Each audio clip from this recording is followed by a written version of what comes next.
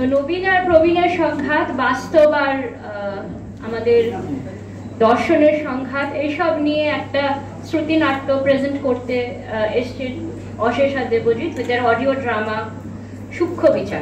So I hand over to অশেষ and Debjit.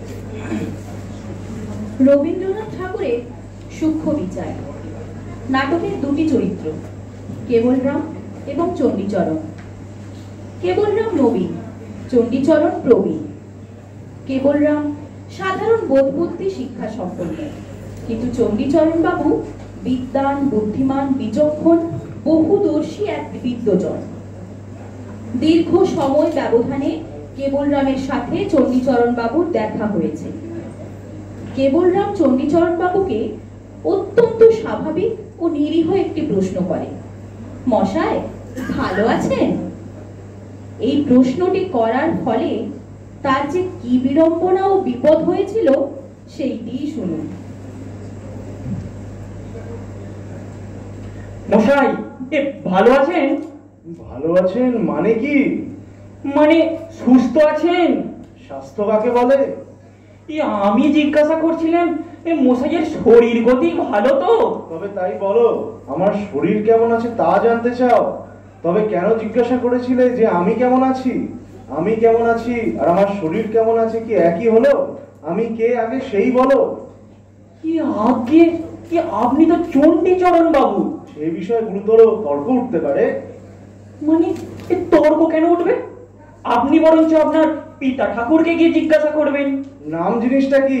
নাম কাকে বলে? নাম হচ্ছে মানুষের পরিচয়ে। নাম কি কেবল মানুষেরই আছে, অন্য প্রাণীর নেই? তাও তো ঠিক কথা। তাহলে নাম হচ্ছে মানুষ এবং অন্যান্য প্রাণী। কেবল মানুষ ও প্রাণী ছাড়া আর কিছুর নাম নেই? তবে বস্তু চেনার কি উপায়? ঠিক বটে, এটাও তো ঠিক। তাহলে নাম হচ্ছে মানুষ, প্রাণী এবং বস্তুর শব্দ, স্বাদ, বর্ণ প্রভৃতির অবস্তুর কি নাম নেই? ওরে বাবারে, তাও তো মানে তাহলে নাম হচ্ছে মানুষ, শব্দ, না না না গুলি গেল। মানুষ, প্রাণী, বস্তু এবং শব্দ, স্বাদ, বর্ণ, আবার এবং আমাদের মনোবৃত্তি ও হৃদয়বৃত্তি, এবং আমাদের মনোবৃত্তির ও হৃদয়বৃত্তি, এবং অন্তর বাহিরের যাবতীয় পরিবর্তনের ভিন্ন ভিন্ন অবস্থা, এই যাবতীয় পরিবর্তনের এবং ভিন্ন ভিন্ন অবস্থা, এবং না দিয়ে মশাই একটা ইত্যাদি লাগানো যায় না? আচ্ছা বেশ, এখন সমস্তটা কি হলো বলো তো, ব্যাপারটা পরিষ্কার হয়ে যায়। পরিষ্কার হবে কিনা জানি না, তবে চেষ্টা করে দেখছি। শুনুন, এর নাম হচ্ছে মানুষের শব্দের, অবস্তুর, বস্তুর, হৃদয়বৃত্তি, গুলি যাচ্ছে মশাই, ঠিক বাগে আনতে পারছি না। এই এক কথায় নাম হচ্ছে মানুষ এবং ইত্যাদির পরিচয়। এই সম্বন্ধে তর্ক উঠতে পারে। পরিচয় কাকে বলে? আমি কাউকেই বলি নে, আপনি বলুন মশাই। ভিন্ন ভিন্ন পদার্থের প্রভেদ অবগত হয়ে তাদের স্বতন্ত্র করে চেনা, কি ঠিক তো? এছাড়া তো আর কিছু হতেই পারে না। তাহলে তুমি অস্বীকার করছো না? আগে না, যদি অস্বীকার করো তাহলে ওই সম্বন্ধে একটা তর্ক আছে। না মশাই না, আমি কিছু মাত্র অস্বীকার করছি না। মনে করো যদি করো। আগে না, মনেও করতে পারি না। তুমি না করো, যদি অন্য কেউ করে? আর সাধ্য আছে মশাই এত বড় দুঃসাহসিক কাজ করবে? আচ্ছা বেশ, যদি স্বীকারই করলে তাহলে নামই যদি একমাত্র পরিচয়ের উপায় হবে, আমার চেহারা কি পরিচয়ের উপায় নয়? আমার অন্যান্য লক্ষণগুলো? ওরে বাবা, মশাই বুকটা ধুরধুর করছে। পরিষ্কার বুঝতে পারছি নাম কাকে বলে, তার নাম গন্ধটিও আমি জানি না। এই আপনি বলে দিন। ভাষার দ্বারা স্বতন্ত্র পদার্থের স্বতন্ত্রতা নির্দিষ্ট করাই একটি কৃত্রিম উপায়কে বলে নামকরণ। যদি অস্বীকার করো। না না, আমি অস্বীকার করি নে। কেবল তর্কের অনুরোধেও যদি অস্বীকার করো। তর্কের অনুরোধও কেন, আমার বাপের অনুরোধও করি নে। এর কোনো একটা অংশ যদি অস্বীকার করো। একটি অক্ষরও অস্বীকার করি নে মশাই। করো কৃত্রিম কথাটা সম্বন্ধে নানা তর্ক উঠতে পারে তো?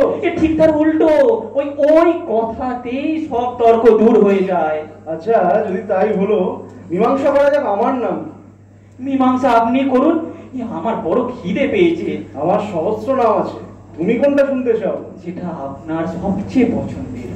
প্রথমে বিচার করতে হবে কিসের সঙ্গে আমার প্রভেদ জানতে চাও। যদি পশুর সঙ্গে আমার প্রভেদ বিদ্বেষ জানতে চাইনি। তাহলে আমার নাম মানুষ। যদি শ্বেতকৃত পদার্থের সঙ্গে আমার প্রভেদ জানতে চাও তবে আমার নাম কালো শ্যামবর্ণ। যদি ছেলের সঙ্গে আমার প্রভেদ জানতে চাও তবে আপনার নাম বুড়ো। মধ্যবয়স্ক। চণ্ডীচরণ কার নাম? একটি মনুষ্যের মধ্যে, একটি উজ্জ্বল শ্যামবর্ণ মনুষ্য বিশেষের মধ্যে, একটি পূর্ণ পরিণত মনুষ্যের মধ্যে তার জন্মকাল হতে আজ পর্যন্ত যে সকল পরিবর্তন অহরহ সংঘটিত হচ্ছে এবং মৃত্যু কাল পর্যন্ত হওয়ার সম্ভাবনা আছে, তাদের মধ্যেই একটি লোককে বলে চণ্ডীচরণ। সর্বনাশ! কোথায় বেলা হলো, অত্যন্ত খিদে পেয়েছে, আহার প্রস্তুত, এবার তবে আমি যাই। আসল কথাটার তো কিছুই মীমাংসা হয়নি। সবে আমরা তার ভূমিকা করেছি মাত্র। তুমি জিজ্ঞাসা করছিলে আমি ভালো আছি কিনা। এখন প্রশ্ন এই, তুমি কি জানতে চাও আমার অন্তর্গত প্রাণীটি কেমন আছে, না মনুষ্য কেমন আছে জানতে চাও? কোথায় গোড়ায় কি জানতে চেয়েছিলুম তা বলা ভারী শক্ত, কিন্তু এই আপনার সঙ্গে কথা বলে এখন মনে হচ্ছে যে ওই আপনার সজ্ঞান ঐক্য কেমন আছে এইটাই মনে জানা আমার অজ্ঞান অভিপ্রায় ছিল। অত্যন্ত কঠিন প্রশ্ন করেছিলে। তাহলে মাফ করবেন, অপরাধ করে ফেলেছি, এখন অনুতাপ করছি, পেটের জ্বালায় দগ্ধ হচ্ছি মশাই। আহারের পূর্বে এরকম প্রশ্ন আমি কখনো করবো না। আমি ভালো আছি কিনা জিজ্ঞাসা করলে প্রথমে দেখা আবশ্যক ভালো মন্দ কাকে বলে, তারপরে স্থির করতে হবে আমার জন্য ভালোই বা কি আর মন্দই বা কি, তারপর দেখতে হবে বর্তমানে যা। মশাই আপনার পায়ে পড়ি, ছুটি দিন। বরং আপনি কেমন আছেন এই অত্যন্ত কঠিন প্রশ্নটা আপনি কবে উত্তর দিতে পারবেন তার একটা দিন স্থির করে দিন। আমি যে নিতান্তই ব্যস্ত তা নয়, উত্তর পেতে যদি কিছু দেরিও হয়, না উত্তর নাই পেলাম, আমার কিচ্ছু যায় আসে না, কিন্তু আজ আমার অপরাধ ক্ষমা করুন, ভবিষ্যতে আমি সতর্ক হব। নমস্কার।